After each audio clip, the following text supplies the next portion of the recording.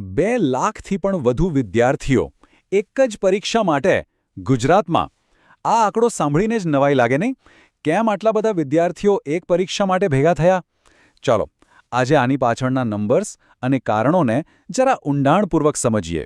અને હા, એક વાત સ્પષ્ટ છે કે આપણે જે પણ આંકડા જોઈશું એ બધું જ એકદમ સત્તાવાર રિપોર્ટ પર આધારિત છે. એટલે કે જે પણ માહિતી મળશે એ એકદમ સચોટ હશે. તો ચાલો શરૂ કરીએ. સૌથી પહેલાં તો એ સમજવું પડે કે આ પરીક્ષાનો સ્કેલ, એનો વ્યાપ ખરેખર કેટલો મોટો હતો. જુઓ, આ આંકડો 2,07,000, 2.07 લાખ. આ કોઈ નાનો નંબર નથી, ખરું ને? વિચાર કરો, એક નાનકડા શહેરની વસ્તી જેટલા વિદ્યાર્થીઓ એક જ દિવસે એક જ સમય પરીક્ષા આપી રહ્યા છે. આ જ બતાવે છે કે શિક્ષણને લઈને કેટલી ગંભીરતા છે. પણ વાત અહીં અટકતી નથી. આ તો એ વિદ્યાર્થીઓ છે જે પરીક્ષા આપવા આવ્યા. રજિસ્ટ્રેશનનો આંકડો તો આનાથી પણ મોટો હતો, 2.18 લાખ. મતલબ કે જેટલા પણ લોકોએ ફોર્મ ભર્યા એમાંથી મોટાભાગના લોકો પરીક્ષા કેન્દ્ર સુધી પહોંચ્યા પણ ખરા.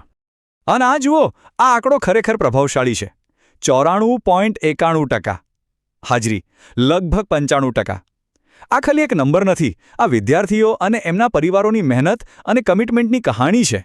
આટલો ઊંચો એટેન્ડન્સ રેટ ખરેખર અસાધારણ કહેવાય.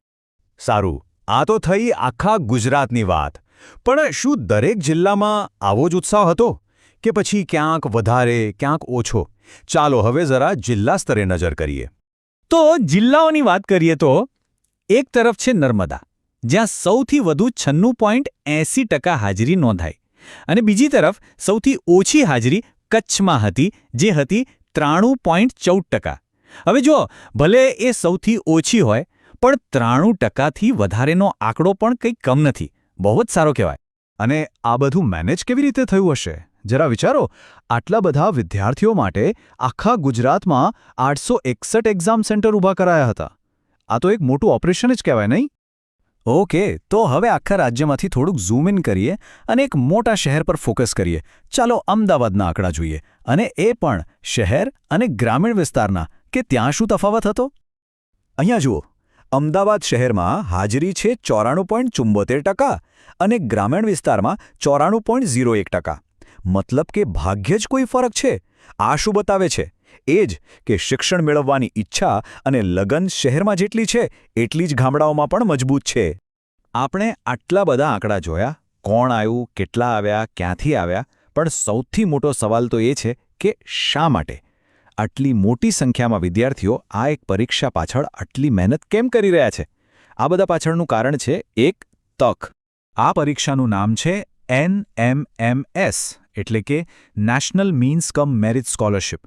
આ સ્કોલરશિપ એવા હોશિયાર વિદ્યાર્થીઓ માટે છે જેમના પરિવારની આર્થિક સ્થિતિ સારી નથી. આનો હેતુ એ જ છે કે પૈસાની તંગીને કારણે કોઈ પ્રતિભાશાળી વિદ્યાર્થીનો અભ્યાસ અધૂરો ન રહી જાય. અને આ શિષ્યવૃત્તિમાં શું મળે છે? તો જે વિદ્યાર્થીઓ પાસ થાય એમને 4 વર્ષ સુધી દર વર્ષે 12,000 રૂપિયાની સહાય મળે છે. હવે વિચારો, ઘણા પરિવારો માટે આ 12,000 રૂપિયા એમના બાળકનું ભણતર ચાલુ રાખવા માટે કેટલા મહત્વના હોય છે. આ રકમ એક મોટો આધાર બની શકે છે. તો આ આખી વાત પરથી, આ બધા આંકડાઓ પરથી આપણે શું તારણ કાઢી શકીએ? ચાલો જે મુખ્ય વાતો છે એને ફરી એકવાર જોઈ લઈએ. જો આખી વાતમાંથી માત્ર એક જ વસ્તુ યાદ રાખવી હોય તો એ છે આ 94.91%નો આંકડો, લગભગ 95% હાજરી. આ ખાલી એક નંબર નથી, આ એક આશા છે. આ લોકોની મહેચ્છાઓ અને શિક્ષણની તાકાતમાં એમના અતૂટ વિશ્વાસનું પ્રતીક છે.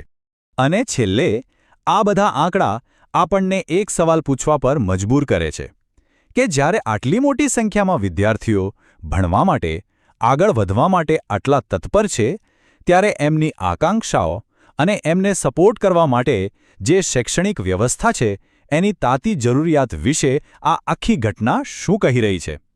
વિચારવા જેવી વાત છે, ખરું ને?